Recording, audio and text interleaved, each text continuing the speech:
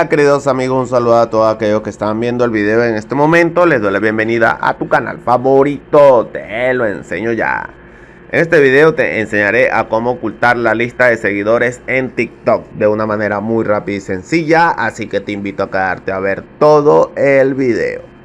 Vamos a ir a la aplicación de TikTok. Luego vamos a darle en perfil. De allí vamos a seleccionar las tres líneas que están en la parte superior derecha. Buscamos la opción que dice privacidad.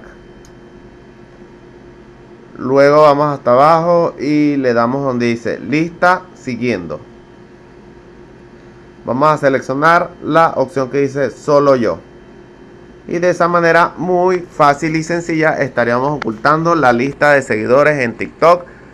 Nadie, absolutamente nadie va a poder verla.